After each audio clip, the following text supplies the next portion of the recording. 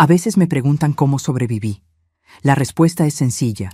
Cuando ya has dormido con el mismo demonio, nada más en el mundo logra asustarte de verdad.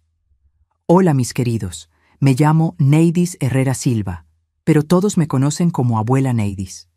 Tengo 78 años, nací en 1947 en San Juan de los Llanos, un pueblito pequeño del estado de Hidalgo que ni siquiera aparece bien en el mapa. El lugar era tan seco que hasta los nopales tenían pena de crecer, pero era nuestro rinconcito, ¿saben? Hoy voy a contarles una historia que guardé dentro del pecho por más de 65 años, algo que nunca le dije ni a mis hijos ni a mis nietos. Entonces, si están viendo este video ahora, denle su like, suscríbanse al canal y activen la campanita, porque ese cariño de ustedes me da la fuerza que necesito para sacar esta espina que quedó clavada en mi corazón por tanto tiempo. Antes de comenzar mi historia, el equipo de este canal me pidió agradecer la marca de 75,000 suscriptores alcanzados. Realmente es mucha gente siguiendo y disfrutando este canal increíble que nos da espacio para compartir enseñanzas profundas sobre la vida. Con eso queremos saber de dónde son ustedes, cuántos hijos tienen o hasta una historia feliz o triste de su vida para que la compartan con nosotros aquí en los comentarios de este video. Siéntanse libres de abrir su corazón. Nuestra casa en San Juan era pequeña, de adobe, con 2 ventanitas al frente y una puerta que siempre rechinaba. Éramos una familia sencilla. Mi papá Antonio, mi mamá Sebastiana, mi hermanito Joaquín y yo. Papá trabajaba como cargador en el mercado del pueblo, cargando costales de harina, frijol, lo que fuera necesario. Mamá lavaba ropa ajena, tallando hasta que sus manos se ponían coloradas como chile. Hasta mis 9 años, la vida era difícil pero tenía cierta paz. Me acuerdo de mamá cantando mientras tendía la ropa en el patio, del olorcito a café de olla por las mañanitas, de las historias que la abuela Juanita nos contaba sobre aparecidos y ánimas cuando venía a visitarnos. La panza no siempre estaba llena, pero el corazón tenía un calorcito bueno. Todo cambió cuando mamá se enfermó.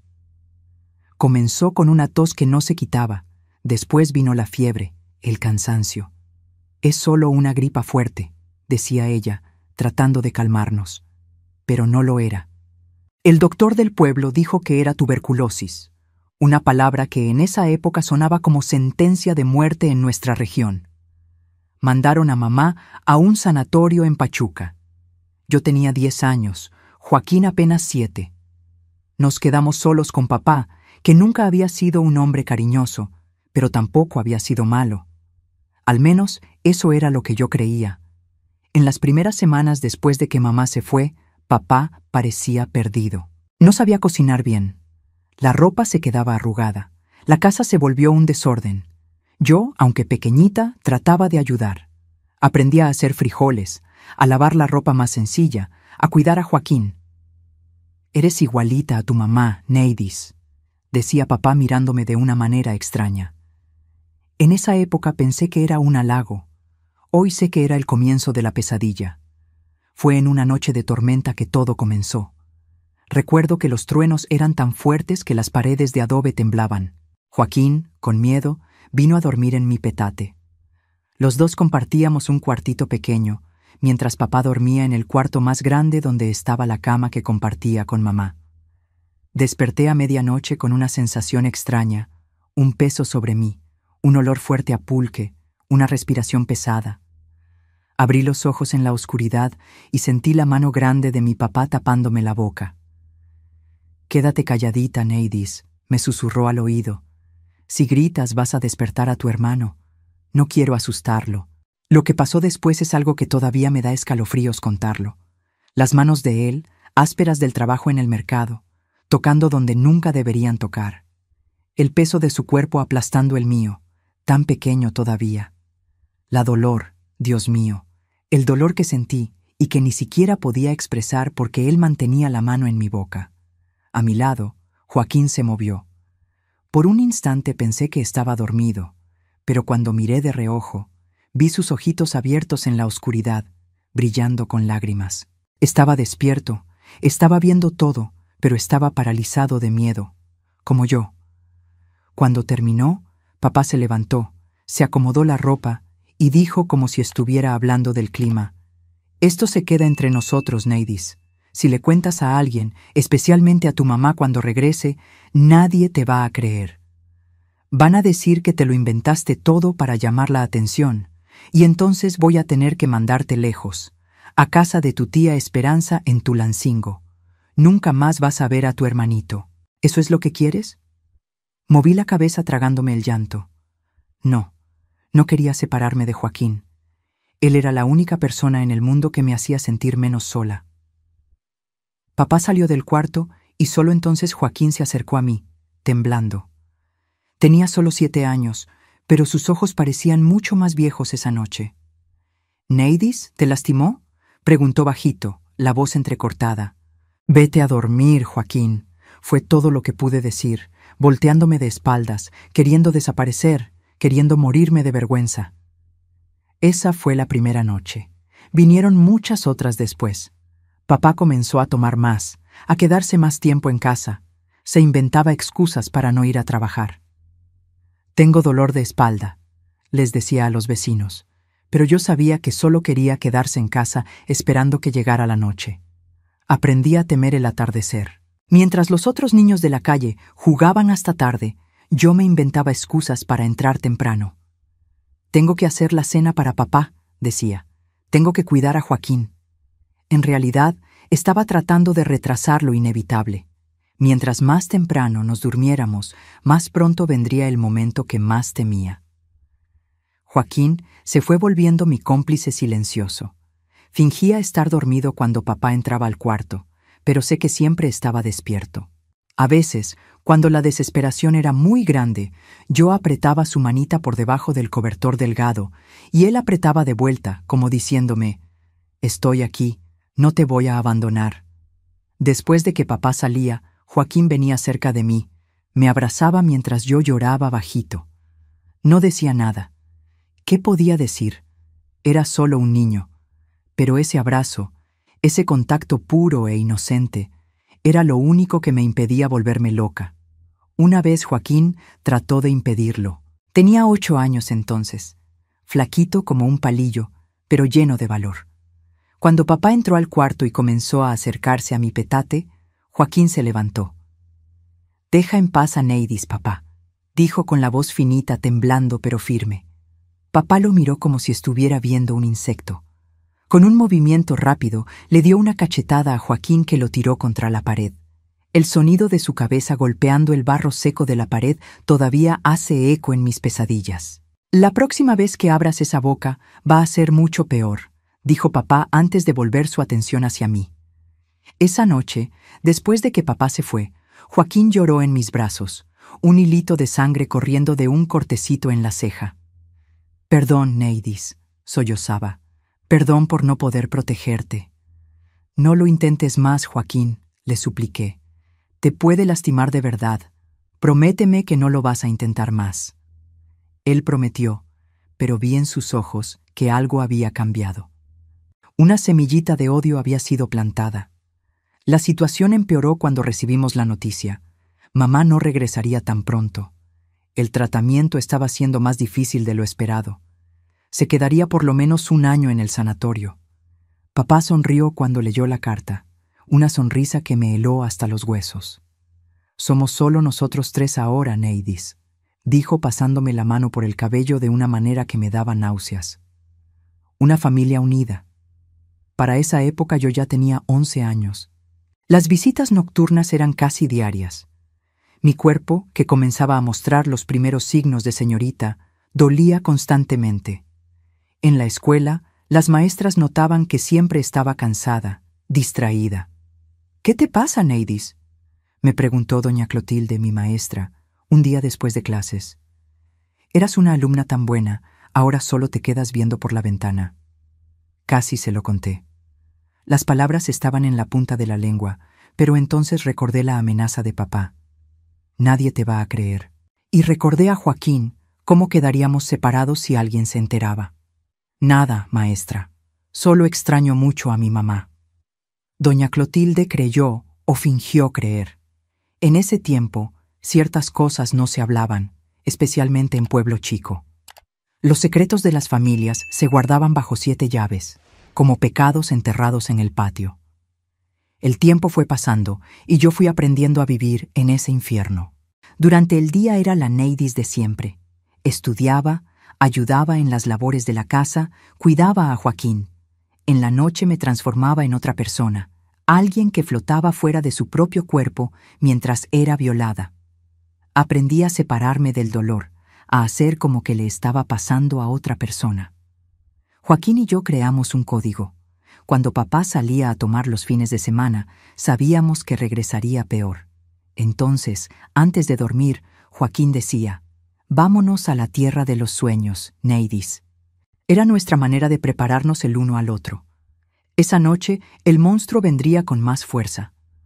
Cuando cumplí 12 años, algo comenzó a cambiar dentro de mí. El miedo fue poco a poco dando lugar a una rabia sorda, constante, que quemaba como brasa. Comencé a pensar en formas de escapar, de librarme de ese tormento. ¿Pero cómo? ¿A dónde iría? Y a Joaquín nunca lo abandonaría. Fue en esa época que la casualidad, o tal vez Dios para quien cree, puso a doña Soledad en nuestras vidas. Era una señora que vivía sola al final de la calle, una partera jubilada que tenía fama de curandera. La gente decía que conocía hierbas que curaban cualquier enfermedad, que quitaba mal de ojo, brujería, todo lo malo. Un día Joaquín se cayó jugando y se cortó la rodilla con un vidrio. El corte fue profundo, sangraba mucho. Papá no estaba en casa, gracias a Dios, y yo, desesperada, corrí a la casa de doña Soledad. Ella nos recibió con una calma que parecía calentar el alma. Limpió la herida de Joaquín, le hizo un vendaje con hierbas que quitaron el dolor casi de inmediato, y nos dio un té dulce que sabía a canela y consuelo. Mientras cuidaba a Joaquín, doña Soledad me miraba de una manera diferente, como si pudiera ver a través de mí, a través de la ropa holgada que usaba para esconder las marcas, a través de la sonrisa falsa que había aprendido a mantener. «Muchacha», dijo después de que Joaquín se durmió en su sofá viejo, «hay algo malo pasando en tu casa, ¿verdad?» Me quedé paralizada. ¿Cómo lo sabía? ¿Sería verdad que era bruja como decía la gente? «No, doña Soledad, todo está bien», tartamudeé bajando los ojos. Ella tomó mis manos entre las suyas, manos viejas y arrugadas pero tan cálidas y seguras. «Neidis, mírame, conozco las señales. Ya he visto muchas muchachas con esa misma mirada que tienes tú, mirada de quien carga un peso demasiado grande para hombros tan pequeños». Fue como si una presa se rompiera dentro de mí. Las lágrimas vinieron gruesas, desesperadas. No pude hablar, solo llorar. Llorar como nunca me había permitido. Doña Soledad me abrazó, me dejó llorar hasta que no tuve más lágrimas. Entonces, con una voz suave pero firme, dijo: «No necesitas contarme ahora, pero sepas que hay ayuda en este mundo, hay salida. Cuando estés lista, ven a verme sola». Esas palabras plantaron una semillita de esperanza en mi corazón. Había ayuda, había salida.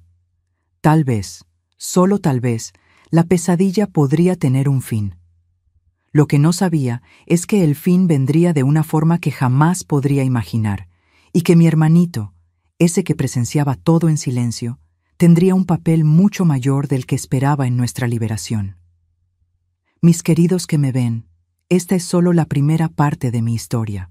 Es difícil hablar, los recuerdos todavía duelen, pero como dice el dicho, palabra dicha es flecha disparada. Ahora que comencé, necesito llegar hasta el final. Agradezco de corazón a cada uno que me está acompañando. Si esta historia está tocando su corazón, compártanla con alguien que crean que necesita escucharla. A veces, nuestros dolores ayudan a sanar los dolores de otros.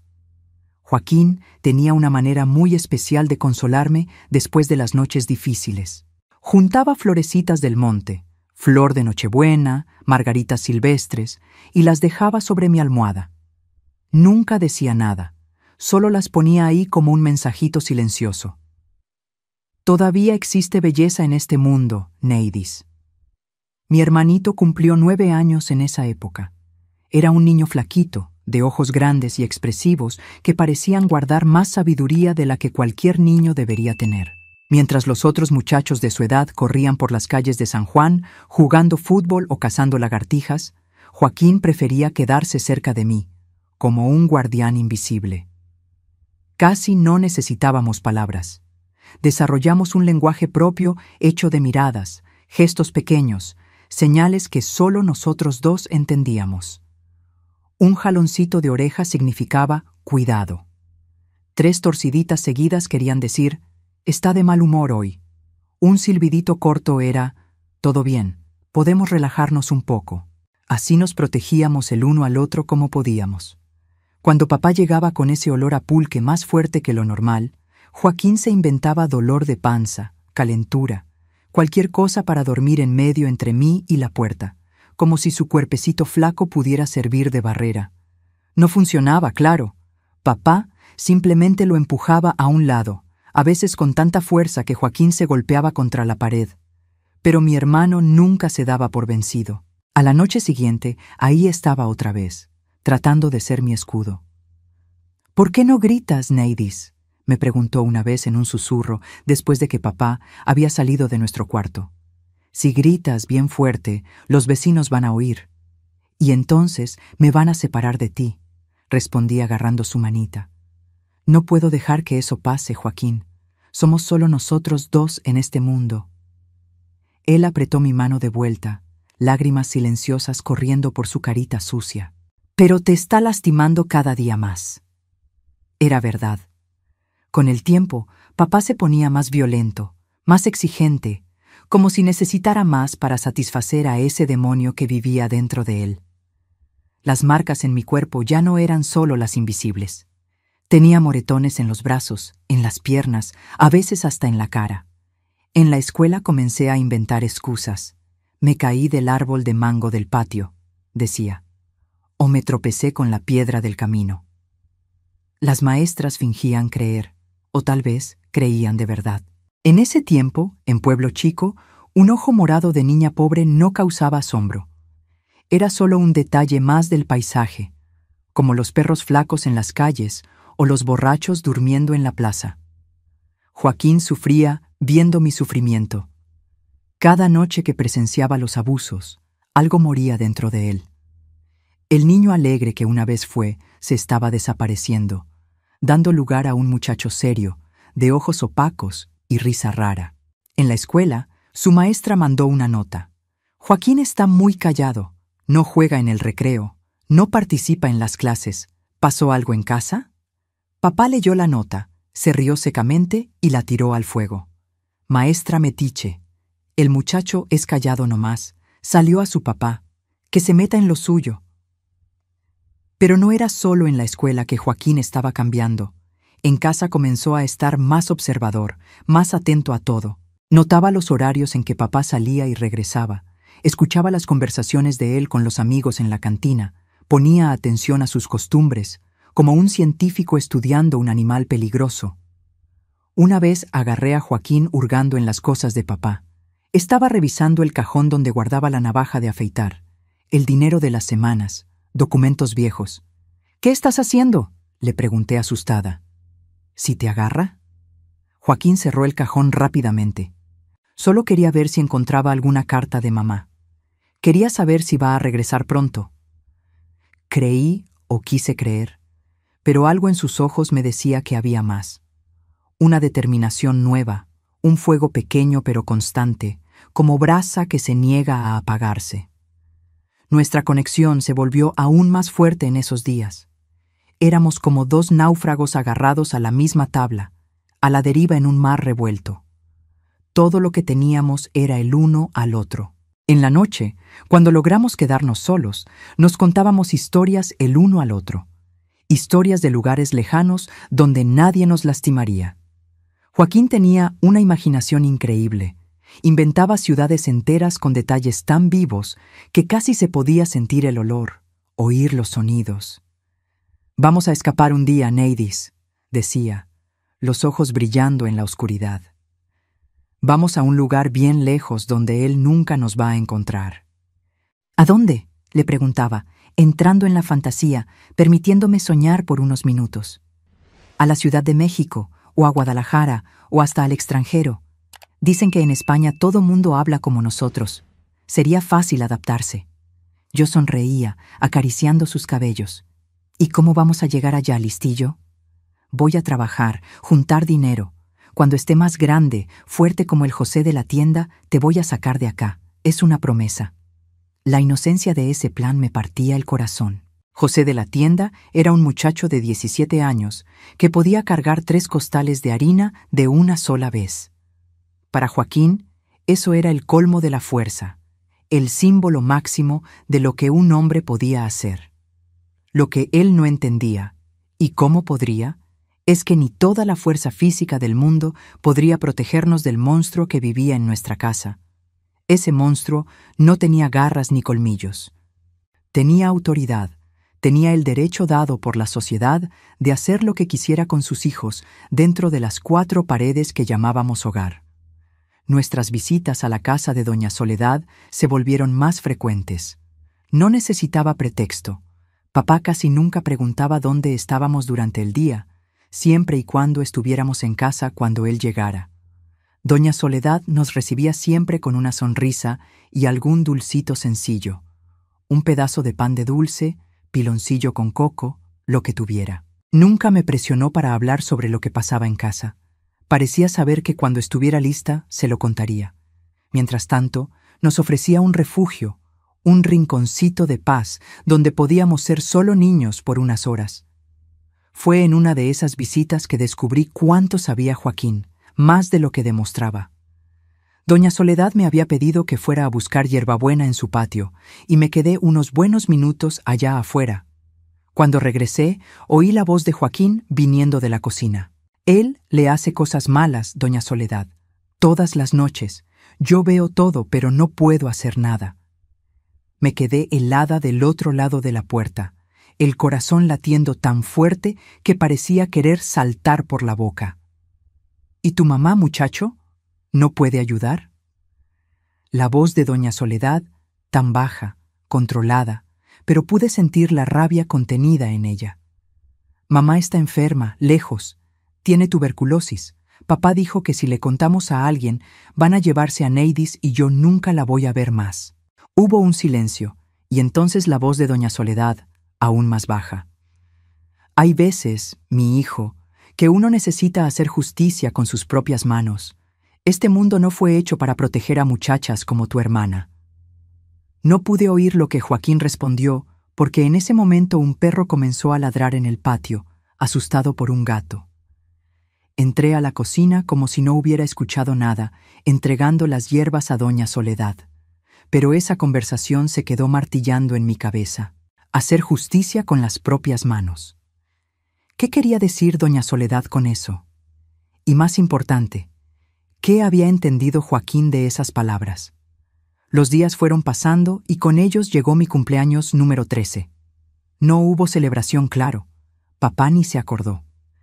Pero Joaquín había guardado un pedacito de dulce de camote que le dieron en la escuela y lo compartió conmigo, cantando Las mañanitas, bajito, solo nosotros 2 en el patio. 13 años, dijo mirándome con seriedad. Ya eres toda una señorita, Neidis. Sonreí triste. No me sentía como una señorita. Me sentía vieja por dentro, como si hubiera vivido 100 años de sufrimiento. Mi cuerpo estaba cambiando. Sí, se estaba pareciendo más a mamá, como papá se encargaba de recordarme en las noches más terribles. Pero por dentro era solo una niña asustada, atrapada en una vida que no elegí. Fue después de ese cumpleaños que las cosas comenzaron a empeorar aún más. Papá comenzó a traer amigos a la casa, hombres borrachos como él, de miradas que me perseguían por la casa como víboras acechando un ratón. Se está volviendo una mujercita bonita tu hija. Oí a uno de ellos comentar una noche cuando pensaban que yo estaba en el cuarto. Igualita a Sebastiana cuando era joven. La risa de papá sonó como un gruñido. Pues sí, es la cara de la mamá, pero más obediente. El miedo se transformó en terror absoluto. Si antes temía lo que papá hacía, Ahora temía lo que podría permitir que otros hicieran. Comencé a trancar la puerta del cuarto en la noche, empujando la cómoda vieja contra ella para reforzar. Funcionó por algunas noches. Papá golpeaba, maldecía, amenazaba, pero acababa rindiéndose, regresando a la sala para tomar más con sus amigos. Pero sabía que era solo cuestión de tiempo hasta que tumbara esa puerta o encontrara otra manera de llegar hasta mí. Joaquín, siempre atento, notó mi miedo creciente. Una noche, mientras esperábamos el sueño o fingíamos esperarlo, ya que el sueño verdadero era un lujo que raramente teníamos, agarró mi mano con fuerza. «Neidis, necesitamos hacer algo», susurró tan bajo que casi no lo oí. «¿Qué podemos hacer, Joaquín? Somos solo niños». Él se quedó callado por un largo momento, y cuando habló de nuevo, su voz tenía una gravedad que nunca había escuchado antes. «Doña Soledad sabe de cosas que pueden ayudar». «¿Qué tipo de cosas?», pregunté sintiendo un escalofrío subir por la espalda. «Hierbas, remedios, cosas que pueden hacer que una persona duerma tan profundo que ni siente cuando alguien toca sus cosas, o cosas que pueden hacer que alguien no despierte más». La última parte fue dicha en un soplo, casi inaudible, pero el peso de esas palabras llenó el cuarto oscuro. Lo que Joaquín estaba sugiriendo era tan aterrador, tan definitivo, que mi primer instinto fue rechazarlo completamente. «No, Joaquín, eso es pecado, es crimen, no podemos». «Es más pecado lo que él te hace todas las noches», interrumpió Joaquín, la voz entrecortada. «Dios no puede querer que sufras así, y si Él no hace nada para ayudarnos, nosotros nos tenemos que ayudar». La sabiduría cruda en esas palabras, viniendo de un niño de apenas 9 años, me dejó sin respuesta. Lo que Joaquín estaba proponiendo era impensable, terrible, y aún así, mientras me quedé ahí en la oscuridad, esperando el chirrido de la puerta que anunciaría otra noche de horror, una vocecita dentro de mí preguntó: ¿y si fuera la única salida? Esa noche, papá logró romper la cerradura de la puerta. La cómoda fue empujada con tanta fuerza que un cajón saltó, regando nuestras pocas ropas por el suelo. Lo que siguió fue peor que todas las noches anteriores juntas. La rabia por la resistencia, por la puerta trancada, transformó a papá en una bestia feroz sin ningún resto de humanidad. Cuando finalmente terminó y salió, dejándome como un trapo tirado en el suelo, Joaquín se acercó. Se había quedado escondido debajo de la cama, temblando, oyendo todo. Su carita estaba mojada de lágrimas, pero sus ojos tenían algo nuevo, una determinación fría, adulta, que no debería existir en alguien tan joven. «Mañana vamos a hablar con doña Soledad», dijo, no como una sugerencia, sino como una decisión ya tomada.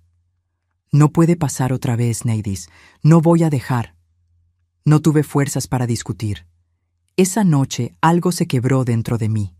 No solo mi cuerpo, sino mi resistencia, mi esperanza de que las cosas podrían mejorar sin una acción drástica. Miré a los ojos de mi hermanito, esa criatura que había visto y oído cosas que ningún niño debería presenciar, y por primera vez asentí con un movimiento de cabeza. Poco sabía que ese gesto simple sería el inicio de un plan que cambiaría nuestras vidas para siempre. Un plan nacido de la desesperación de 2 niños, alimentado por el silencio cómplice de una vieja partera, y que culminaría en algo que ni en mis sueños más sombríos podría haber imaginado. A la mañana siguiente no pude levantarme del petate. Cada pedacito de mi cuerpo gritaba de dolor, como si me hubiera pisoteado una manada de toros. Joaquín trajo una jícara con agua, mojó un trapo y me lo pasó suavecito por la cara, limpiando la sangre seca. «Le voy a decir a papá que estás enferma», dijo acomodando el cobertor roto sobre mí, «que no puedes ir a la escuela hoy». Ni siquiera tuvo que hacerlo. Papá salió tempranito sin ni siquiera mirar para adentro de nuestro cuarto. Tal vez tenía vergüenza de lo que había hecho, o más probable, simplemente no le importaba. Me quedé acostada todo el día, flotando entre la conciencia y un sueño agitado lleno de pesadillas. Joaquín faltó a clases para quedarse conmigo.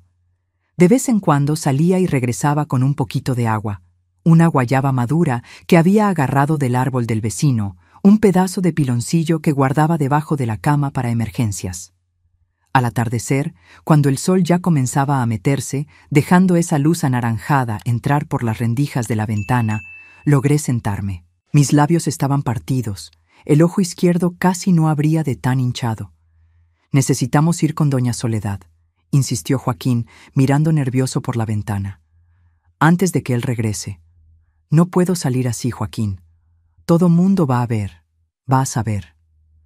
Vamos por atrás, por el camino del potrero. Nadie nos va a ver». Era un camino más largo, por detrás de las casas, atravesando un pastizal y una milpa abandonada. Sería casi imposible para mí en el estado en que estaba, pero la desesperación en los ojos de Joaquín era tan grande que no tuve valor de decir que no. Con una dificultad inmensa me vestí. Joaquín me ayudó a ponerme los guaraches de hule, los únicos que tenía. Me puse un rebozo por la cabeza, tratando de esconder lo máximo posible de la cara. Salimos por atrás como criminales huyendo de la escena del crimen. El camino fue una tortura. Cada paso era una puñalada en mis partes más íntimas, lastimadas más allá de lo que cualquier muchacha debería soportar. Varias veces tuve que parar, apoyarme en Joaquín, respirar hondo para no desmayarme. El sol ya había desaparecido completamente cuando finalmente llegamos a la parte de atrás de la casa de doña Soledad. Joaquín tocó en la puerta de la cocina, 3 toquecitos suaves como habíamos acordado. Doña Soledad abrió casi inmediatamente, como si estuviera esperando por nosotros. Cuando vio mi estado, su cara arrugada se torció en una expresión que mezclaba horror y furia. «Dios santo», murmuró, ayudándome a entrar, cerrando rápidamente la puerta detrás de nosotros. «Muchacha, ¿qué te hicieron?» «Fue él», respondió Joaquín antes de que yo pudiera decir algo. Fue lo peor de todas esta vez. Pensé que la iba a matar. Doña Soledad me llevó a un cuartito en el fondo de la casa donde había una cama angosta, cubierta con una colcha de retazos. Con cuidado me ayudó a acostarme. «Voy a preparar unos remedios, criatura, para el dolor, para los golpes. Pero primero necesito ver dónde duele». Con manos gentiles, tan diferentes de las manos brutales que me lastimaban noche tras noche, examinó mis heridas. No dijo nada, pero vi lágrimas silenciosas corriendo por sus mejillas arrugadas mientras me pasaba un bálsamo oloroso en mis raspaduras. «Esto no puede seguir», finalmente dijo, más para sí misma que para nosotros. «Esto es obra del demonio, no de gente. Señora, necesita ayudarnos», imploró Joaquín, parado en la puerta del cuarto, los ojos bien abiertos de preocupación. Como dijo el otro día, justicia por nuestras propias manos. Doña Soledad lo miró largamente, después a mí, como si estuviera midiendo algo, pesando una decisión grave. «¿Están seguros de esto, muchacho? Es un camino sin regreso». «Estoy seguro», respondió Joaquín sin dudar. «Si no hacemos nada, una hora la va a matar, o hacer algo peor». ¿Qué podría ser peor de lo que ya vivía?, pensé. Pero en el fondo sabía la respuesta. Papá había comenzado a traer amigos a casa, amigos que me miraban de esa manera. Era solo cuestión de tiempo hasta que él... Ni siquiera pude completar el pensamiento. Era demasiado terrible. Doña Soledad suspiró profundamente, como si el peso del mundo estuviera sobre sus hombros flacos. «Voy a hacer un té para el dolor ahora. Después platicamos del resto». Salió del cuarto, dejándome sola con Joaquín. Mi hermanito se acercó a la cama, agarró mi mano entre las suyas, tan pequeñitas todavía. «Va a estar todo bien, Neidis», susurró con una convicción que no combinaba con sus 9 años. «Te prometo, nunca más él te va a lastimar». El té de doña Soledad hizo efecto casi inmediatamente. El dolor que latía en todo mi cuerpo comenzó a disminuir, dando lugar a un sopor agradable. Por primera vez en días, tal vez semanas, me relajé completamente. Debo haberme dormido, porque cuando abrí los ojos otra vez, la luz de la mañana entraba por las rendijas de la ventana. Por un momento me quedé desorientada, sin saber dónde estaba. Entonces, los recuerdos regresaron. La noche terrible, la caminata dolorosa hasta la casa de doña Soledad, el té misterioso. Me senté en la cama, sorprendida al darme cuenta de que el dolor había disminuido considerablemente. Todavía dolía, sí, pero era soportable ahora. Logré levantarme sola, caminar hasta la puerta del cuarto. Del otro lado, oí voces bajas viniendo de la cocina. Reconocí la de doña Soledad y la de Joaquín, conversando en tonos urgentes. Me acerqué despacito, todavía un poco mareada. «Tiene que ser en la comida», decía doña Soledad, «o en la bebida, de preferencia en el pulque, que no va a sentir el sabor». «¿Y cuánto tiempo tarda en hacer efecto?».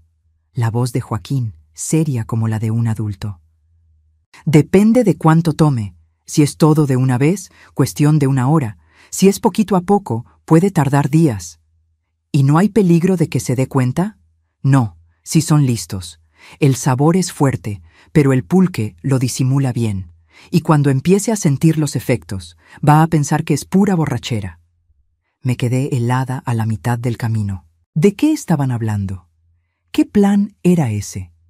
Una parte de mí sabía exactamente lo que estaba pasando, pero otra parte, tal vez la niña inocente que todavía existía en algún lugar dentro de mí, se negaba a creer.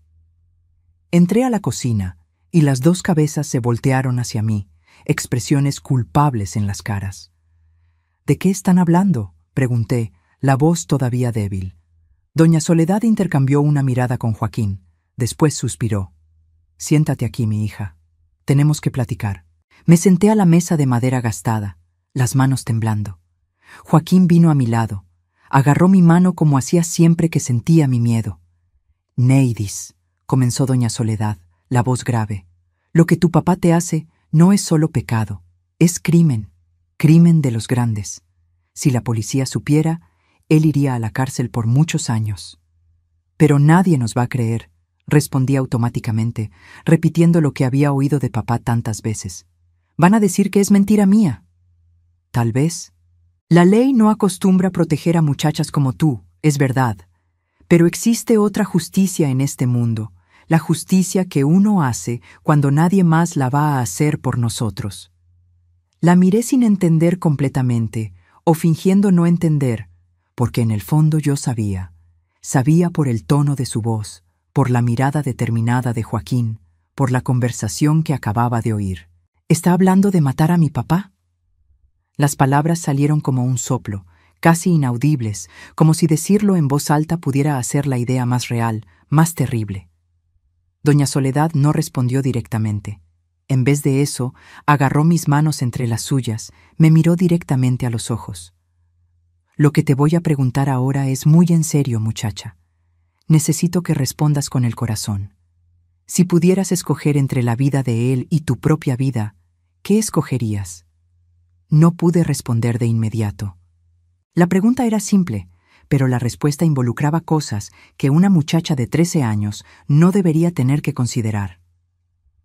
«No es solo mi vida», finalmente dije. «Es la de Joaquín también. Si papá se entera de que tratamos de hacer algo contra él, nos va a hacer cosas mucho peores de las que ya hace». «Neidis», completó Joaquín, la voz temblorosa. «Yo sé que es pecado.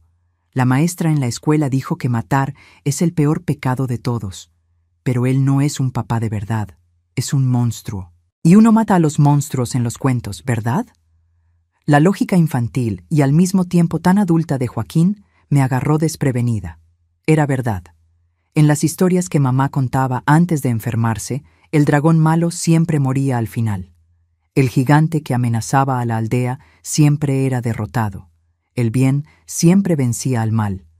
Pero en la vida real, muchachas como yo sufrían en silencio y nadie venía a salvarlas. En la vida real, el monstruo no era una criatura fantástica con escamas y garras, sino un hombre común, un papá que los vecinos saludaban en la calle, que el padre bendecía en la misa de los domingos.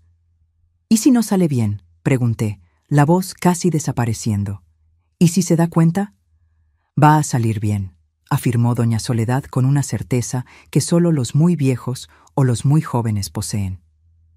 Tengo 80 años, muchacha. Ya ayudé a mucha gente en esta vida. Algunas de maneras que el Padre no aprobaría, es verdad. Pero Dios juzga por el corazón, no por las apariencias. Y en mi corazón sé que estoy haciendo lo correcto. La miré a Joaquín, miré mis propias manos lastimadas. Pensé en las noches de terror, en el miedo constante, en el dolor que parecía no tener fin. Pensé en mamá, lejos en el sanatorio, sin saber lo que pasaba con sus hijos. Pensé en el futuro. ¿Habría alguno si seguíamos así? ¿Qué necesitamos hacer?, pregunté finalmente, sintiendo como si me estuviera tirando de un precipicio. El alivio en la cara de Joaquín fue inmediato, como si un peso inmenso hubiera salido de sus hombros. Doña Soledad apretó mis manos con fuerza, sus ojos brillando con una mezcla de tristeza y determinación. Primero necesitas recuperarte, ponerte fuerte otra vez. Va a tardar algunos días. Y en ese tiempo tu hermano va a regresar a casa para no levantar sospechas. No quiero dejar sola a Neidis, protestó Joaquín. Necesitas, muchacho. Si se quedan los dos desaparecidos, tu papá va a sospechar. Va a buscar, va a hacer preguntas por la vecindad. Mejor que regreses, que digas que tu hermana fue a visitar una amiga en otro pueblo, que recibió un recado de tu mamá pidiéndole que vaya. Joaquín no parecía convencido, pero acabó aceptando. Acordamos que le diría a papá que yo había ido a visitar a una prima en Tulancingo, que regresaría en algunos días. Era una mentira frágil, pero conociendo a papá no se preocuparía mucho. Tal vez hasta se sentiría aliviado de no tenerme que ver por un tiempo, después de lo que había hecho. En los 3 días que pasé en la casa de doña Soledad, recuperé no solo las fuerzas físicas, sino también un poquito de la esperanza. Por primera vez en años, dormí sin miedo, comí sin el estómago revuelto de pavor, respiré sin sentir que cada aliento podría ser el último. Doña Soledad me cuidó como una abuela cuida a una nieta enferma. Hizo comidas que fortalecen, caldo de pollo de rancho, atole, quelites con frijoles, y me obligó a comer todo, aunque no tuviera hambre. Me dio baños de hierbas para curar las heridas del cuerpo y conversó largamente conmigo sobre cosas que nunca había oído antes. Sobre el derecho de una mujer a su propio cuerpo, sobre cómo lo que papá hacía era crimen en cualquier lugar del mundo, sobre cómo yo merecía una vida sin miedo. Hay más gente como tú de lo que te imaginas, mi hija, me dijo una noche mientras me trenzaba el cabello.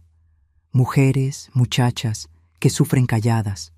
Unas logran escapar, otras se quedan atrapadas hasta el fin de la vida o hasta que pasa una desgracia mayor. ¿Señora ya ayudó a otras como yo?, pregunté tímidamente. Se quedó en silencio por un momento, las manos parándose a la mitad de la trenza. Sí, mi hija, más de las que me gustaría, y algunas escogieron el mismo camino que tú y tu hermano están escogiendo ahora. No pregunté más. No necesitaba saber detalles. Bastaba saber que no éramos los primeros en enfrentar ese tipo de horror, ni los primeros en tomar medidas desesperadas para escapar. En la mañana del 4.º día, Joaquín apareció tempranito. Estaba más flaco, con ojeras profundas, pero había una excitación nerviosa en sus movimientos.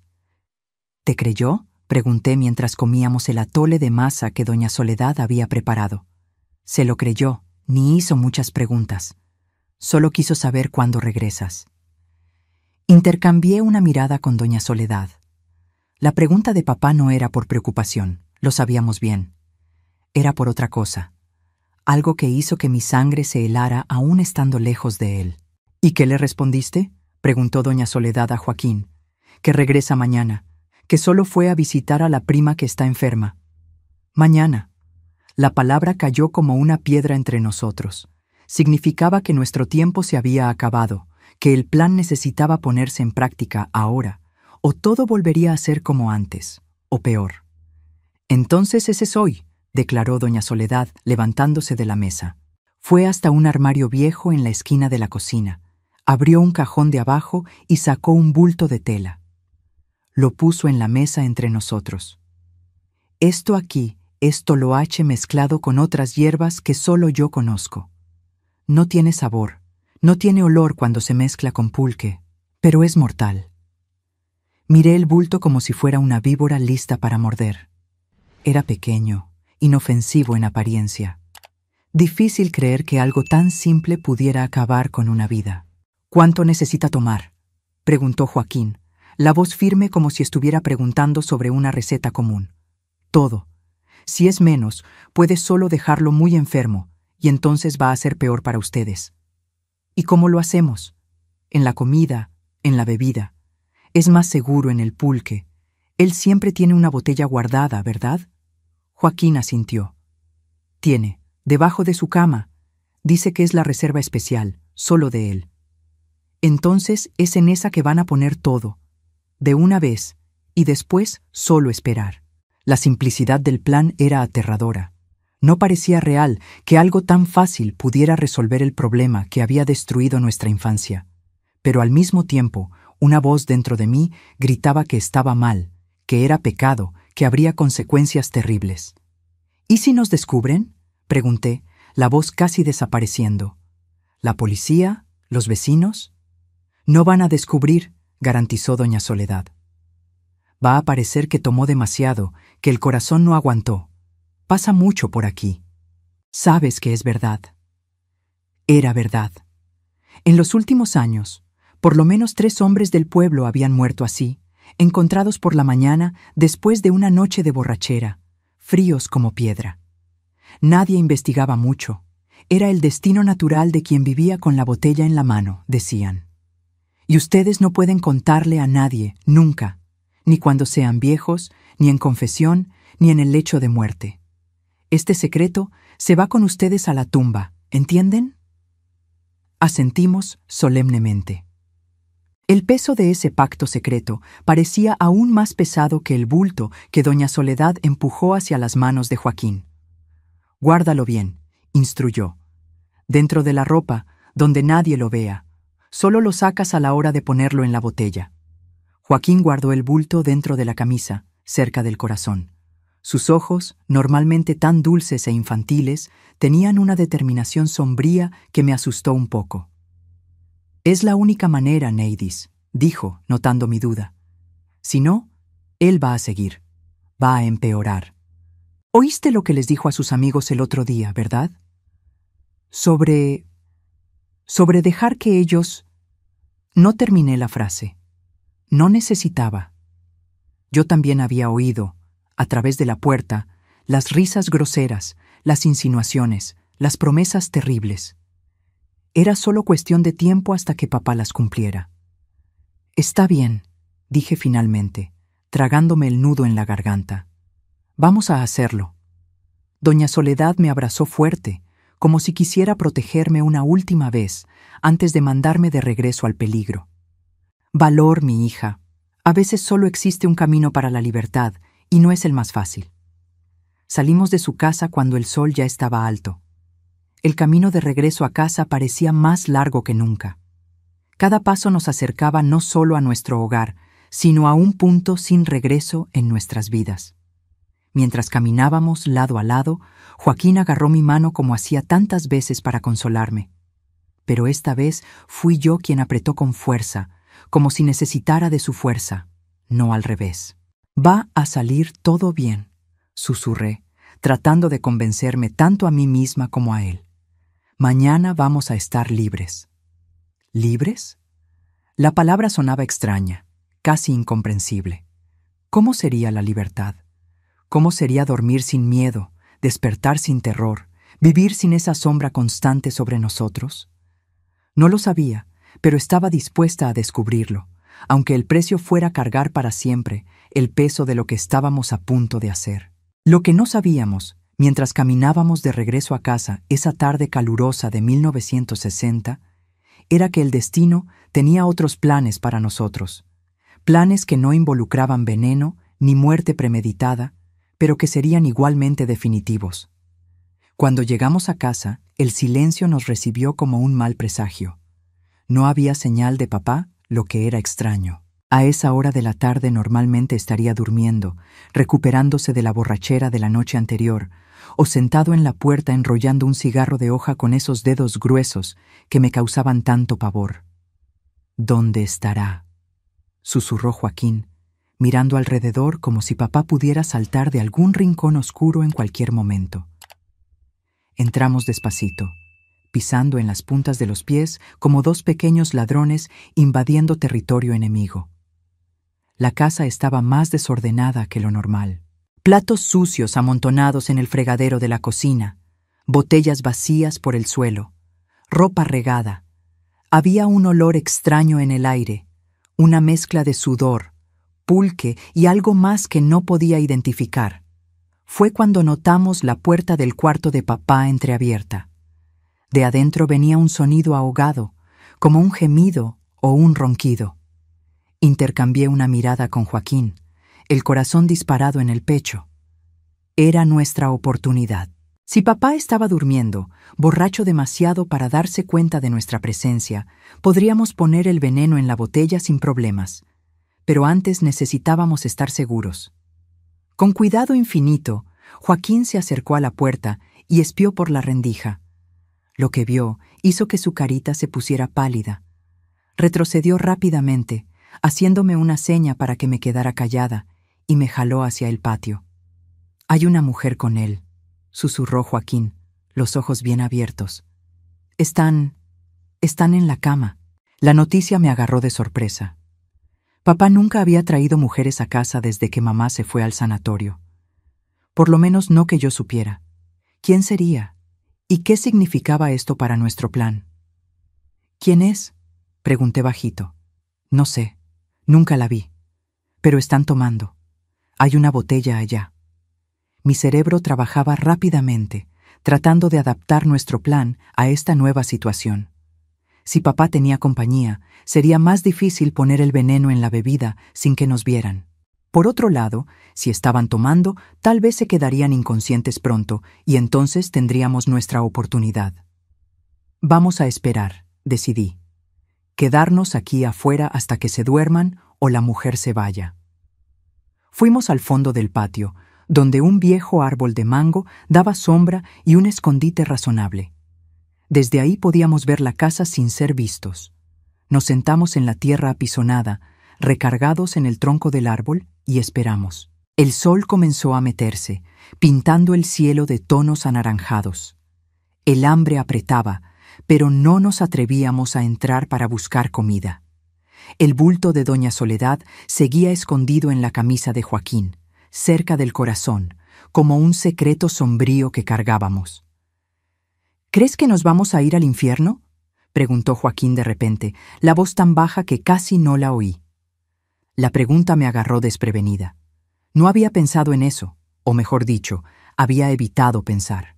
En la iglesia, el padre siempre decía que quitar la vida a alguien era pecado mortal, imperdonable. Pero doña Soledad había dicho otra cosa, que Dios juzgaba por el corazón, no por las apariencias. «No sé», respondí honestamente. «Pero si vamos, por lo menos estaremos juntos». Joaquín asintió como si eso fuera consuelo suficiente.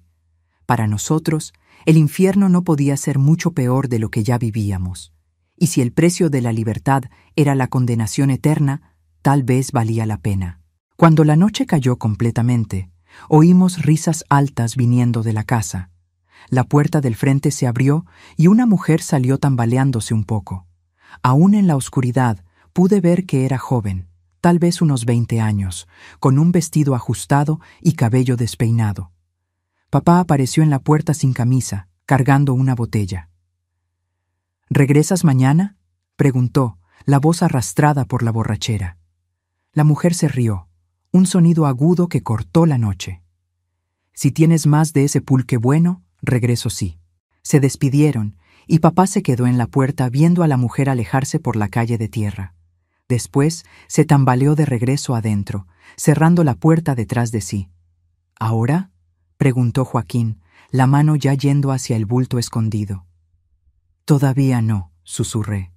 «Tenemos que esperar a que se duerma. Si nos agarra…» Ni necesité completar la frase. Los dos sabíamos lo que pasaría si papá nos agarraba tratando de envenenarlo.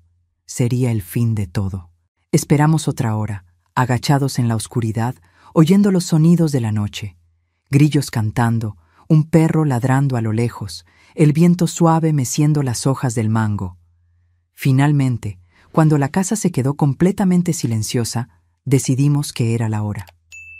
«Yo voy», declaró Joaquín levantándose. «Tú te quedas aquí de vigía. Si él despierta, silbas como el censontle. ¿Te acuerdas cómo hacíamos?» Sentí el corazón tan apretado que casi no podía respirar. No quería dejar que Joaquín fuera solo, pero sabía que era más sensato. Yo hacía más ruido. Todavía estaba un poco débil de los golpes. Si papá despertara de repente... «Ten cuidado», susurré, abrazando a mi hermanito con fuerza. «Cualquier cosa rara, corres». Joaquín sacó el bulto de dentro de la camisa, deshizo el nudo de la tela con dedos temblorosos. Adentro había un polvo amarillento, casi brillante en la oscuridad. Parecía inofensivo, como azúcar mascabado o canela. Difícil creer que aquello podría matar a un hombre adulto.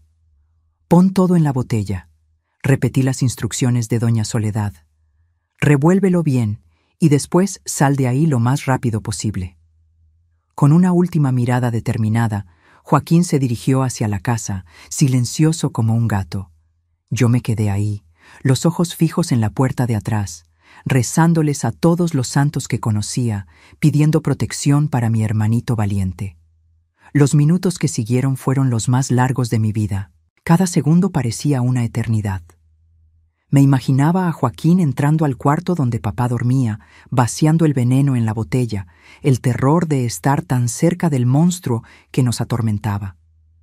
Entonces, de repente, oí un ruido.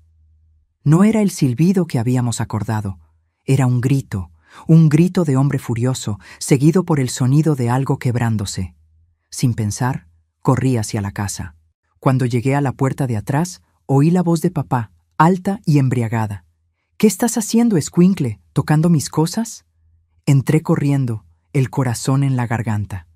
En la sala mal iluminada por una lámpara de petróleo, vi la escena que me atormentaría por décadas. Papá sosteniendo a Joaquín por el pescuezo, la carita de mi hermano ya colorada por la falta de aire, los piecitos colgando en el aire. «¡Suéltalo!», grité, aventándome contra papá con toda la fuerza que pude reunir. Fue como chocar contra una pared de ladrillos, pero el impacto lo hizo tambalear, soltar a Joaquín por un instante. Mi hermano cayó al suelo, tosiendo, tratando de recuperar el aliento. Papá se volteó hacia mí, los ojos inyectados de odio y pulque. «¿Con que ya regresaste, cabrona? Y todavía planeando matarme». Mostró el bulto de doña Soledad, ahora arrugado en su mano grande. El polvo amarillento se regaba entre sus dedos, cayendo al suelo como lluvia dorada. «No es nada de eso», traté de mentir, la voz temblorosa. Es medicina para Joaquín. Está enfermo». «Mentirosa», rugió papá, avanzando hacia mí. «¿Crees que soy pendejo? Sé bien lo que es esto. Es veneno de rata. Iban a matarme mientras dormía, desgraciados». Retrocedí hasta chocar contra la pared. No había a dónde huir. Cerré los ojos esperando el golpe que seguramente vendría. Pero en vez de eso, oí un grito de guerra, un grito infantil desesperado, pero lleno de valor. Abrí los ojos a tiempo de ver a Joaquín corriendo hacia papá, sosteniendo algo en las manos.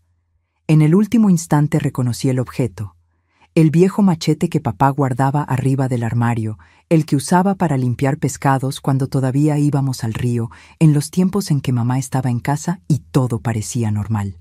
«Deja en paz a mi hermana», gritó Joaquín, enterrando el machete en la pierna de papá con toda la fuerza que su cuerpecito flaco pudo reunir. El sonido que salió de la garganta de papá no era humano. Era un rugido de dolor y furia, como de un animal herido. Se volteó, olvidándose de mí, concentrando toda su rabia en Joaquín.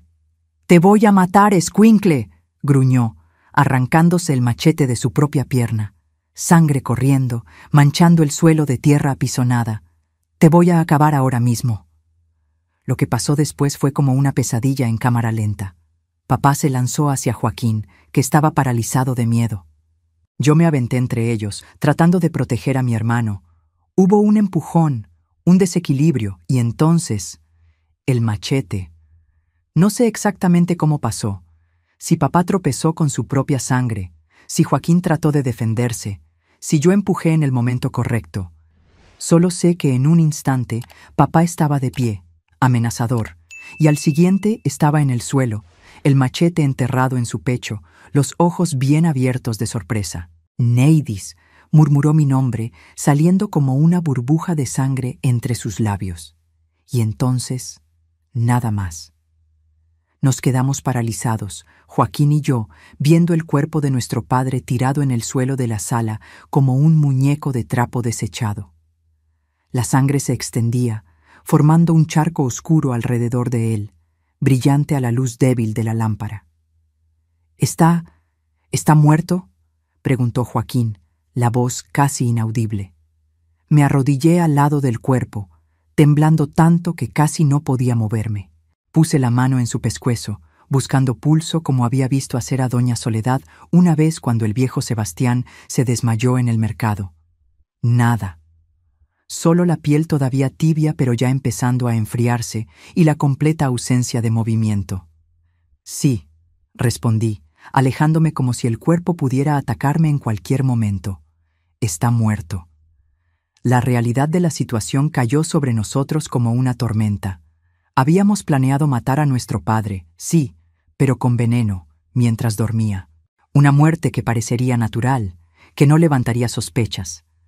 Ahora teníamos un cuerpo ensangrentado en medio de la sala, un machete, evidencias claras de pelea. ¿Qué hacemos?, preguntó Joaquín, mirándome con esos ojos enormes, llenos de miedo y confianza al mismo tiempo. En ese momento tuve que crecer. Ya no había tiempo para ser niña, para tener miedo, para dudar. Éramos solo nosotros dos ahora y necesitábamos actuar rápido. Necesitamos limpiar todo, decidí, el cerebro trabajando frenéticamente. Y después tenemos que hacer que parezca un accidente, o que alguien se metió a la casa. Pasamos las horas siguientes en un trance de terror y eficiencia. Limpiamos la sangre del suelo lo mejor que pudimos. Volteamos la casa de cabeza para abajo como si hubiera habido un asalto. Agarramos el poco dinero que papá guardaba en una lata de galletas para reforzar la idea de robo. El machete lo limpiamos y lo aventamos al río que pasaba por detrás del pueblo. La ropa manchada de sangre la quemamos en el patio, en una pequeña fogata que hicimos con ramas secas. Cuando el sol comenzó a salir, miramos alrededor. La casa parecía haber sido saqueada. El cuerpo de papá estaba tirado en el suelo de la sala, la botella de pulque quebrada a su lado, como si se hubiera caído de su mano. La historia que creamos fue simple. Habíamos dormido en el cuarto de atrás. Oímos ruidos y cuando despertamos encontramos a papá así. Alguien debía haberse metido a la casa durante la noche, buscando dinero o cosas para robar. Ahora lloramos, le instruí a Joaquín, sosteniendo sus manitas temblorosas.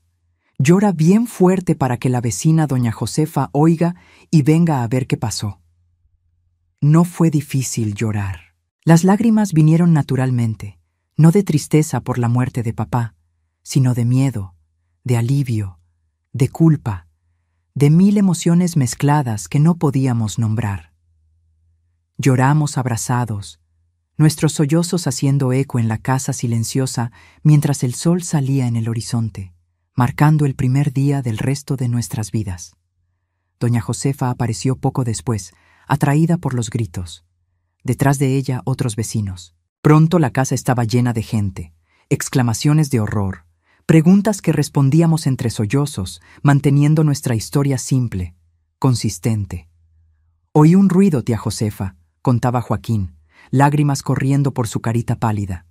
Y cuando vine a ver, papá estaba así en el suelo, había gente corriendo afuera, la vi por la ventana.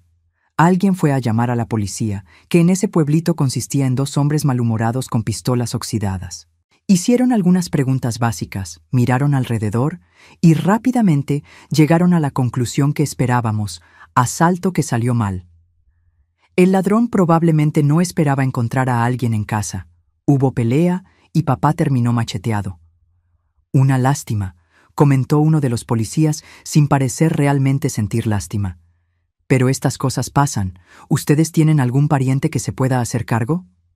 Nuestra mamá, respondí rápidamente. Está en el sanatorio en Pachuca. Pero tenemos a doña Soledad, que es como una abuela para nosotros. Fue así que el mismo día que enterramos a nuestro padre en un cajón sencillo en el pequeño cementerio de San Juan de los Llanos, fuimos a vivir con doña Soledad. Ella no hizo preguntas.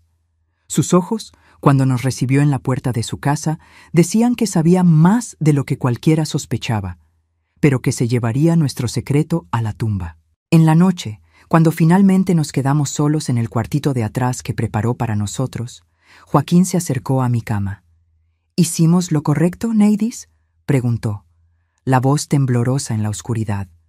Lo jalé cerca de mí, abrazándolo como había hecho tantas veces cuando era más chiquito, cuando necesitaba consuelo después de presenciar los horrores que pasaban en nuestro cuarto. No sé si fue correcto, Joaquín, respondí honestamente, pero fue necesario, y ahora estamos libres. Libres. La palabra tenía un sabor extraño en la boca, como una fruta que nunca habíamos probado antes. Dulce, pero con un amargor en el fondo, un recordatorio del precio que pagamos por ella. En los días que siguieron, la vida comenzó a tomar un nuevo rumbo. Doña Soledad escribió al sanatorio informando sobre la muerte de papá y preguntando si mamá podía regresar para cuidarnos. La respuesta llegó 2 semanas después.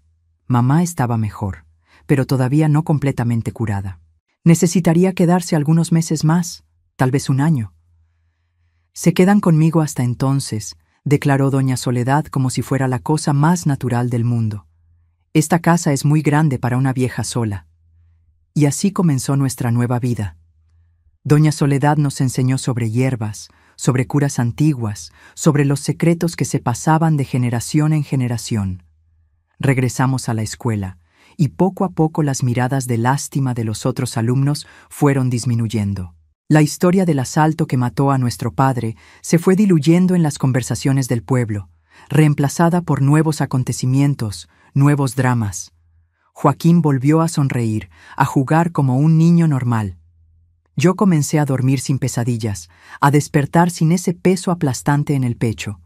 La herida dentro de nosotros no había cicatrizado, nunca cicatrizaría completamente, pero ya no sangraba tanto.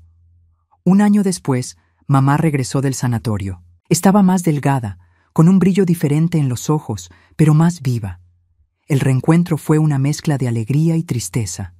Alegría por tenerla de vuelta, tristeza por lo que no podíamos contar, por el secreto que cargaríamos para siempre. Crecieron tanto, dijo, abrazándonos con fuerza. Y cambiaron. Tienen una mirada diferente ahora, más vieja. No le contamos lo que papá había hecho durante su ausencia. ¿Para qué? Ella ya cargaba el peso de la enfermedad, de la separación forzada. Dejamos que creyera en la historia del asalto, que llorara la muerte del marido sin saber qué tipo de monstruo realmente era. Con el tiempo, mamá consiguió trabajo como cocinera en la casa del presidente municipal. Rentamos una casita pequeña pero limpia cerca de la escuela. La vida fue tomando un ritmo normal, o lo más normal posible para quien cargaba el tipo de secreto que cargábamos. En la noche, a veces, cuando todos dormían, yo agarraba a Joaquín de la mano e íbamos hasta el patio a ver las estrellas. Era nuestro momento, solo nuestro, cuando podíamos ser completamente honestos el uno con el otro, sin miedo de que alguien oyera. ¿Te arrepientes?, me preguntó una de esas noches, cuando ya tenía 10 años, casi 1 año después de la muerte de papá. Pensé largamente antes de responder. Pensé en las noches de terror, en el dolor, en la humillación. Pensé en el plan con el veneno que no salió bien. Pensé en el machete, en la sangre, en el cuerpo tirado en el suelo. Pensé en la libertad que conquistamos, en el precio que pagamos por ella. No, respondí con una honestidad que solo podía tener con él. No me arrepiento. Él nos iba a matar tarde o temprano, o algo peor. Fue él o nosotros, Joaquín, y yo escogería nosotros 1000 veces. Mi hermanito asintió como si fuera exactamente la respuesta que esperaba.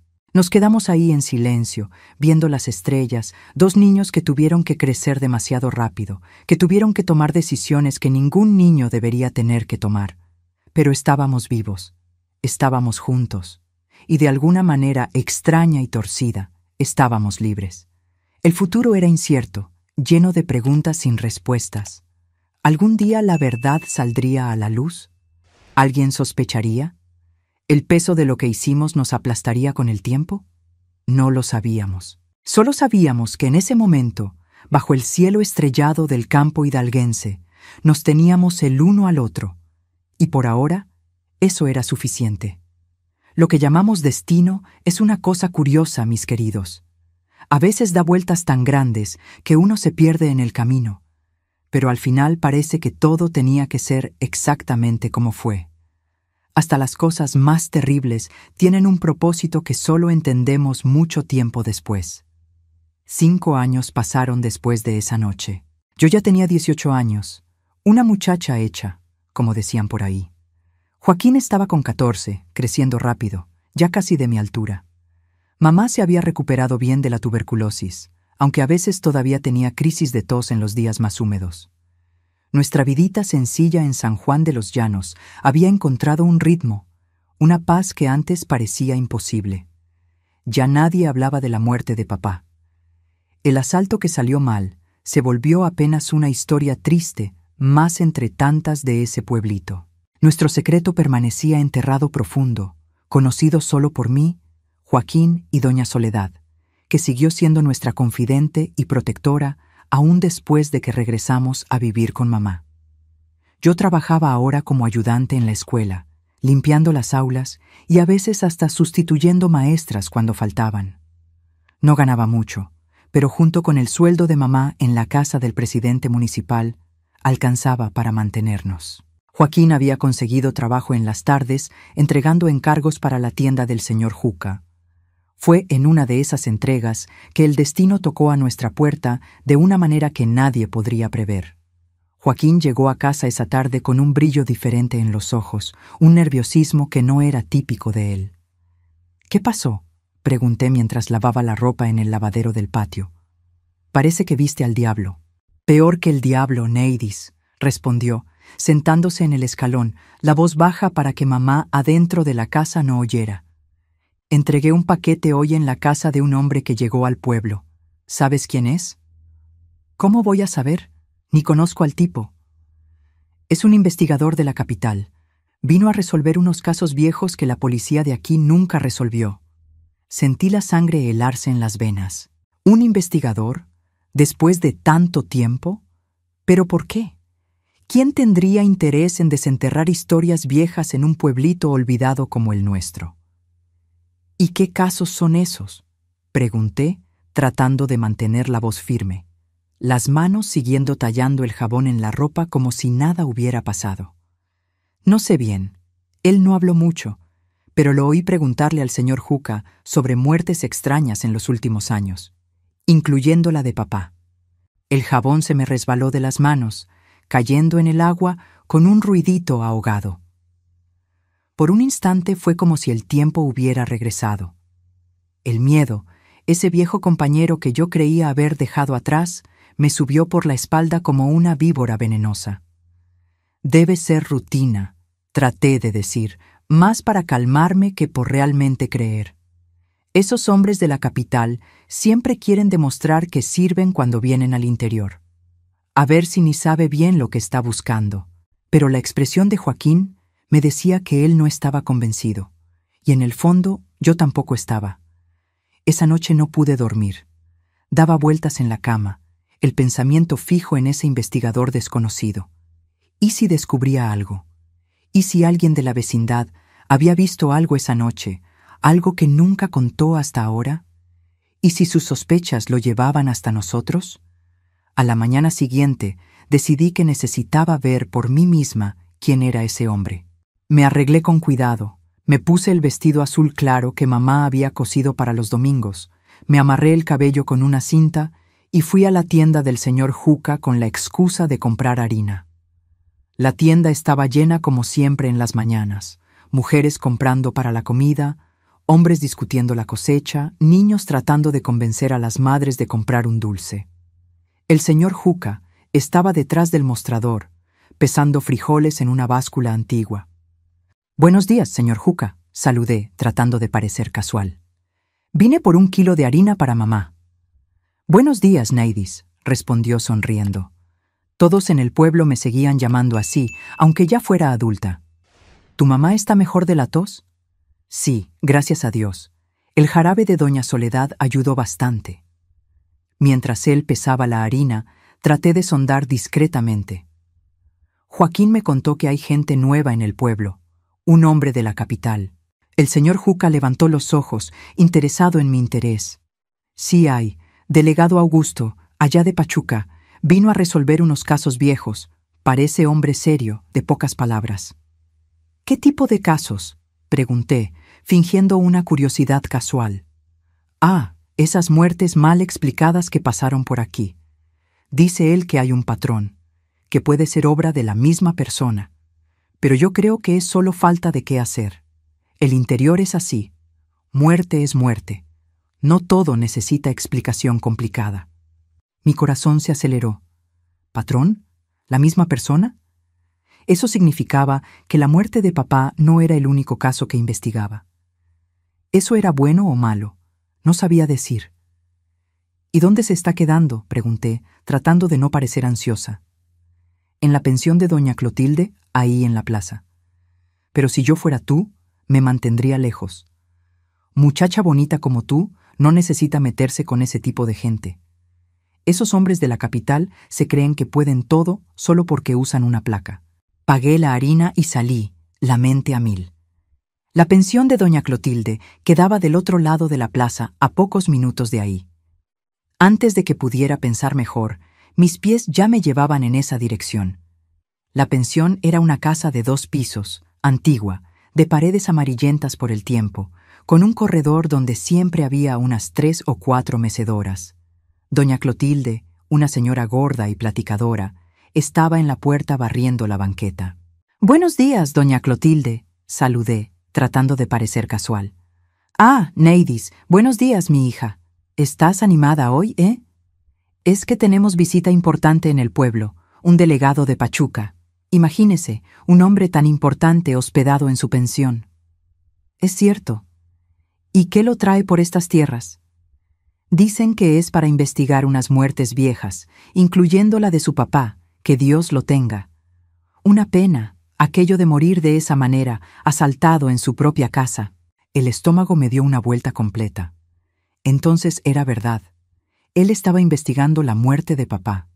Tuve que sostenerme de la pared para no mostrar el temblor que se apoderó de mi cuerpo.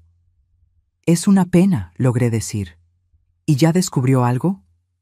«Ah, eso no sé. Él es muy reservado, ¿sabes? Sale temprano, regresa tarde, pero estoy segura de que va a agarrar a quien le hizo eso a su papá. La justicia tarda, pero no falla, como dicen». En ese momento, la puerta de la pensión se abrió y un hombre salió. Era alto, de hombros anchos, cabello gris en las sienes, cara marcada por el sol. Usaba pantalones bien planchados y una camisa blanca de manga larga a pesar del calor. Sus ojos, de un café profundo, se fijaron en mí con una intensidad que me heló. «Ah, delegado Augusto», exclamó doña Clotilde toda animada. «Déjeme presentarle. Esta es Neidis, hija del Antonio que mataron en ese asalto hace 5 años. ¿Se acuerda que le comenté?». El hombre me observó por un largo momento, como si estuviera grabando cada detalle de mi cara. Entonces extendió la mano en un gesto formal. «Mucho gusto, señorita. Augusto Méndez, delegado de la Policía Civil de Pachuca». Apreté su mano, sintiéndola áspera y fuerte contra la mía. «El gusto es mío, delegado. Neidis Herrera Silva». «Interesante encontrarla, señorita Neidis. Justamente hoy pensaba buscarla para hacerle algunas preguntas sobre la muerte de su padre». Sentí el suelo desaparecer bajo mis pies. Era como si un abismo se hubiera abierto, listo para tragarme. Pero mantuve la cara calmada. Años de práctica escondiendo emociones finalmente servían para algo útil. Claro, delegado, lo que usted quiera saber. Pero fue hace tanto tiempo, no sé si pueda ayudar mucho. A veces es justamente con el tiempo que ciertos recuerdos se vuelven más claros, dijo con una sonrisa que no llegaba a los ojos. ¿Podría acompañarme a la delegación? Será solo una conversación informal. No había manera de rechazar sin parecer sospechosa. Asentí y lo seguimos lado a lado por la calle empedrada hacia la pequeña delegación de San Juan de los Llanos. El sol de mediodía castigaba, pero el calor no era nada comparado con el fuego de pánico que quemaba dentro de mí. La delegación era un edificio pequeño y descolorido, con 2 salas y una celda minúscula en el fondo. El delegado Augusto me condujo hasta una mesa donde había varios papeles regados. Me di cuenta de que eran reportes, fotos, documentos viejos. «Siéntese, por favor», indicó una silla de madera. «¿Quiere un vaso de agua?»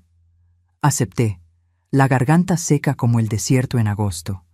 Mientras él fue por el agua, miré rápidamente los papeles. Había fotos de papá muerto, tirado en el suelo de nuestra sala. Mi estómago se revolvió al ver esa imagen que había tratado tanto de borrar de la memoria. «Aquí tiene», dijo, regresando con un vaso de agua tibia. «Entonces, señorita Neidis, vamos al grano. Estoy revisando casos de muertes violentas no resueltas en la región. La de su padre es una de ellas». «Pero yo pensé que había sido un asalto», respondí, tratando de parecer confundida. «Fue lo que dijo la policía en ese tiempo. Fue lo que constó en el reporte, sí. Pero hay inconsistencias, cosas que no cuadran». Mi corazón se disparó. ¿Qué tipo de inconsistencias? Me miró largamente antes de responder, como si evaluara cuánto debería revelar. Por ejemplo, no había señales de que forzaran la entrada. La casa estaba revuelta, sí, pero de una manera extraña. Como si alguien hubiera tratado de hacer parecer un asalto, pero sin realmente saber cómo. Sentí la sangre helarse. Era exactamente lo que habíamos hecho. 2 niños asustados tratando de crear una escena que nunca habían visto en la vida real, solo en historias. «Y hay más», continuó, hojeando los papeles. «Su padre tenía enemigos. ¿Alguien que pudiera querer hacerle daño?» «No que yo sepa», respondí, la boca seca a pesar del agua. Él era reservado, se mantenía en lo suyo, trabajaba, regresaba a casa. A veces tomaba un poco... ¿Un poco? El delegado alzó una ceja. Por los relatos que junté, su padre era conocido por tomar bastante. Y cuando tomaba se ponía violento. No respondí. ¿Qué podía decir? ¿Que sí, papá se volvía un monstruo cuando tomaba? ¿Que había pasado años violándome mientras mamá estaba lejos? ¿Que Joaquín era el testigo silencioso de ese horror? «Señorita Neidis», continuó, la voz más suave ahora, «encontré en el archivo médico del centro de salud registros de varias visitas suyas. Caídas, golpes inexplicables, hasta un posible descoyuntamiento de hombro cuando usted tenía 12 años. Curiosamente, esas visitas pararon completamente después de la muerte de su padre. El suelo parecía estar abriéndose bajo mis pies. ¿Cómo había conseguido esos archivos? ¿Cómo había hecho la conexión? Todo lo que habíamos escondido por tanto tiempo, todas las mentiras cuidadosamente construidas, se estaban desmoronando como un castillo de arena. Yo era torpe, logré decir, la voz casi desapareciendo. Siempre me estaba cayendo, lastimándome. El delegado Augusto me miró con algo que parecía compasión. No era lo que esperaba. «Señorita Neidis, no estoy aquí para juzgar. Estoy aquí para entender qué realmente pasó esa noche. Y tengo una fuerte sospecha de que no fue un simple asalto». Nos quedamos en silencio por un largo momento. El ventilador viejo en el techo giraba perezosamente, esparciendo el aire caliente por la sala pequeña. Afuera, la vida continuaba. Voces de vendedores ambulantes, el ruido de una carreta pasando, gallinas cacareando en algún patio cercano. «¿Por qué importa ahora?», finalmente pregunté. «Pasaron 5 años. Sea lo que sea que pasó, ya pasó». «Importa porque la verdad siempre importa», respondió simplemente. «Y porque hay otros casos parecidos en la región. Hombres encontrados muertos en circunstancias sospechosas. hombres que casualmente tenían fama de ser violentos con sus familias. Mi corazón se paró por un instante. Otros casos. ¿Qué estaba insinuando? ¿Qué quiere decir? Estoy diciendo que puede haber un patrón, alguien que está haciendo justicia con sus propias manos, alguien que está eliminando hombres que abusan de sus familias. Doña Soledad. Sus palabras hicieron eco en mi mente. Ya ayudé a mucha gente en esta vida, algunas de maneras que el padre no aprobaría. ¿Sería posible? ¿Sería doña Soledad esa persona que el delegado buscaba? Eso parece cosa de película, delegado, traté de desconversar. Aquí es San Juan de los Llanos, no es la Ciudad de México, no tenemos asesinos misteriosos por estos rumbos. Tal vez no sea tan misterioso, respondió, fijando sus ojos en los míos. Tal vez sea alguien que conocemos bien, alguien que tuvo motivos muy fuertes para hacer lo que hizo. El sudor me corrió por la espalda, pero no era del calor. Era miedo puro, cristalino. Él sabía. De alguna manera, él sabía. Voy a ser directo con usted, señorita Neidis, dijo, inclinándose sobre la mesa. Creo que su padre abusaba de usted. Creo que esa noche algo salió mal. Tal vez él descubrió algún plan. Tal vez fue más violento que lo normal. Y creo que usted y su hermano se defendieron. Fue legítima defensa, no fue un asalto. Las palabras se me quedaron atoradas en la garganta. 5 años de mentiras, de secretos, de mirar para atrás. 5 años cargando un peso que ninguna muchacha debería cargar. Y ahora este hombre, este extraño, venía y ponía todo en palabras tan simples, tan directas.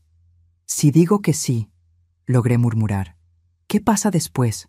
¿Nos van a arrestar? ¿Mi hermano? ¿Mi mamá? ¿Su mamá sabía? No. Ella estaba en el sanatorio, tuberculosis, nunca supo nada. El delegado Augusto se recargó en la silla, pensativo. ¿Sabe por qué estoy investigando estos casos, señorita Neidis? No es para arrestar a nadie. Es porque yo también tuve una hermana menor que yo. Y también tuve un padre como el suyo. Lo miré sorprendida por la revelación inesperada. Había un dolor antiguo en sus ojos, algo que nunca cicatrizó completamente. ¿Qué pasó con su hermana? Pregunté casi sin querer. Ella no tuvo su valor, ni la suerte de tener un hermano que la defendiera. Se ahorcó a los 15 años. Dejó una carta explicando por qué, pero mi mamá la quemó antes de que alguien pudiera leerla. Para preservar el honor de la familia, dijo, como si hubiera honor que preservar. Un silencio pesado cayó entre nosotros. De repente, él ya no era el temido investigador, el hombre que podría destruir nuestra vida. Era simplemente alguien que entendía, que conocía ese dolor específico que cargábamos. ¿Qué va a pasar ahora?, pregunté nuevamente. Él juntó los papeles regados en la mesa, organizándolos en una carpeta. Oficialmente voy a cerrar el caso. El reporte va a decir que todas las evidencias confirman la teoría original del asalto, que no hay motivos para reabrir la investigación después de tanto tiempo. ¿Y extraoficialmente? Sonrió, una sonrisa triste pero sincera. Extraoficialmente, voy a dormir mejor esta noche sabiendo que por lo menos esta vez la justicia se hizo, aunque no por los medios convencionales. No pude contener las lágrimas que finalmente vinieron. Después de tantos años aguantando, eran lágrimas de alivio, de liberación, como si un nudo que estaba atorado dentro de mi pecho finalmente se deshiciera. Pero tengo un consejo para usted, señorita Neidis, agregó, la voz más seria. Salga de este pueblo, usted y su hermano. Construyan una vida nueva en otro lugar, donde nadie conozca su historia. Esta tierra guarda demasiadas memorias, algunas que es mejor dejar atrás. ¿Y doña Soledad?, pregunté, preocupada por la vieja señora que tanto nos había ayudado. Me miró con curiosidad. ¿Qué tiene que ver ella? Nada, respondí rápidamente, dándome cuenta de que él no sospechaba del involucramiento de ella. Ella fue como una abuela para nosotros, nada más. Entonces despídase de ella, agradézcale por lo que hizo y siga adelante. Esa tarde, al salir de la delegación, sentí como si estuviera caminando sobre nubes. Una ligereza que nunca había experimentado antes se apoderó de mí. El secreto que pesaba toneladas ahora estaba compartido, y por algún milagro había encontrado comprensión en vez de condena. Le conté todo a Joaquín cuando regresé a casa. Al principio se aterró, seguro de que nos arrestarían, pero cuando le expliqué la conversación completa, la historia del delegado, su promesa de cerrar el caso, mi hermano lloró como no lloraba desde niño. ¿Se acabó, Neidis?, preguntó secándose las lágrimas. ¿De verdad se acabó? Creo que sí, Joaquín, pero el delegado tiene razón. Necesitamos salir de aquí, empezar de nuevo en otro lugar. A la semana siguiente le contamos a mamá que queríamos probar suerte en la capital. Pachuca no era una ciudad grande como la Ciudad de México o Guadalajara, pero para nosotros, criados en el interior, parecía un mundo de posibilidades. Mamá se puso triste, pero entendió. Siempre supe que no se quedarían en San Juan para siempre, dijo, preparando un morral con nuestras pocas ropas. Voy a extrañarlos tanto, pero entiendo que necesitan seguir su destino. Solo prométanme que van a escribir y visitar cuando puedan. Prometimos, sabiendo que cumpliríamos. Mamá no tenía culpa de nada y merecía tener a sus hijos cerca, aunque no fuera físicamente. Nuestra última visita fue a la casa de doña Soledad. La vieja señora nos recibió con su habitual té de hierbas, sentada en la mecedora del corredor. «Entonces se van», dijo, no como una pregunta, sino como una constatación. «Ya es hora», respondió Joaquín, sorprendido. Ella sonrió, esa sonrisa misteriosa que siempre tenía. «Las viejas como yo sabemos de las cosas, muchacho. El viento trae las noticias, las plantas susurran secretos». Nos despedimos con lágrimas y promesas de escribir. Cuando ya nos íbamos, doña Soledad me llamó de regreso. «Neidis, mi hija, ¿te acuerdas de lo que te dije hace años? Que a veces la justicia necesita hacerse por nuestras propias manos». Asentí sin poder hablar.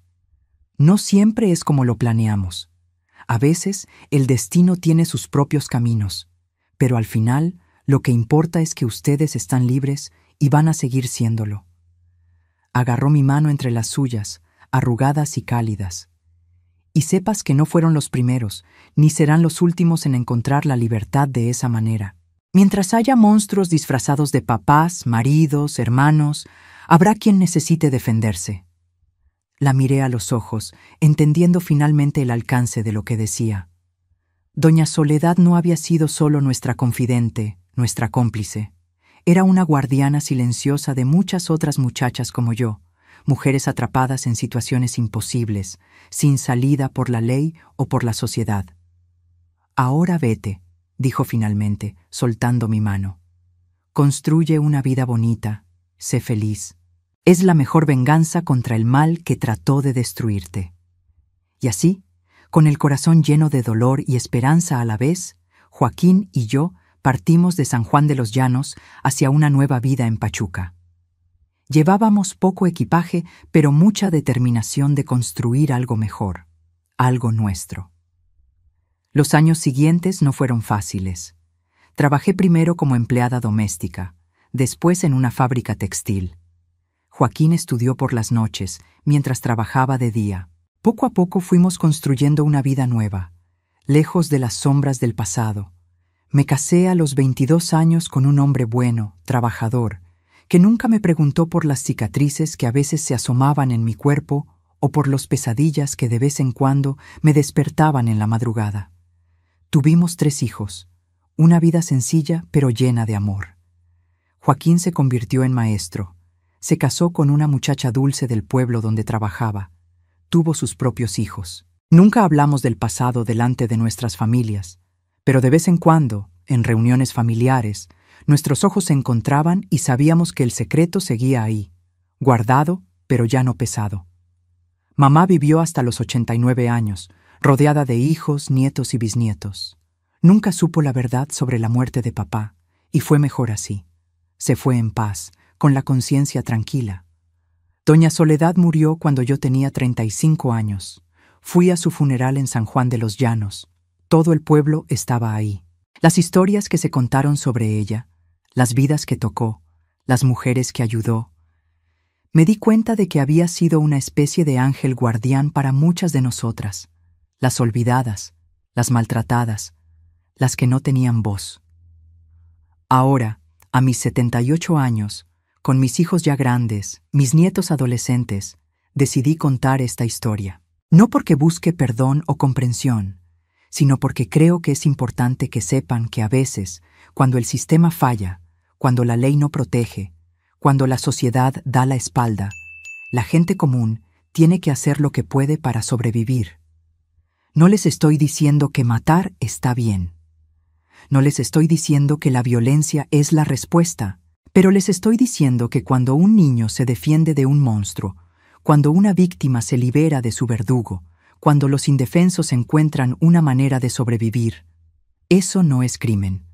Eso es supervivencia. Mi historia no es única. Hay miles de mujeres, de niños que viven lo que yo viví. Algunos encuentran ayuda, otros no. Algunos escapan, otros no. Pero todos merecen ser escuchados, todos merecen justicia, todos merecen una oportunidad de ser libres. Si esta historia llegó hasta ustedes, si algo de lo que dije les tocó el corazón, compártanla. No por mí, sino por todas las Neidis que siguen ahí afuera, esperando que alguien las escuche, que alguien las ayude, que alguien les diga que merecen algo mejor. El secreto que guardamos Joaquín y yo por más de 65 años ya no me pesa. Al contrario, me siento orgullosa de esa niña valiente que fui, de ese hermano corajudo que tuve, de haber encontrado una manera de sobrevivir cuando todo parecía perdido. La libertad tiene muchas caras, mis queridos. A veces llega como esperamos, a veces no, pero cuando llega, cuando por fin podemos respirar sin miedo, dormir sin pesadillas, vivir sin escondernos, eso no tiene precio. Y si hay alguien ahí afuera viviendo lo que yo viví, quiero que sepan esto: no están solos. Hay ayuda, hay esperanza, y hay un futuro mejor esperándolos del otro lado del miedo. La vida es corta, pero puede ser hermosa. Incluso después de la tormenta más terrible, el sol puede volver a brillar. Gracias por escucharme. Gracias por permitirme descargar este peso después de tantos años. Y recuerden, la verdad, aunque duela, siempre nos hace libres. Que Dios los bendiga, mis queridos, y que nunca tengan que pasar por lo que pasamos nosotros. Pero si pasa, sepan que siempre hay una salida, siempre hay esperanza, y siempre habrá gente dispuesta a ayudar, aunque sea en silencio, aunque sea en secreto, aunque sea de maneras que el mundo no entiende. La justicia, la verdadera justicia, no siempre viene de los juzgados. A veces viene del corazón de gente común que decide que ya basta, que no más, que merecemos algo mejor. Y eso, mis queridos, eso nunca será crimen. Eso siempre será supervivencia. Eso siempre será amor.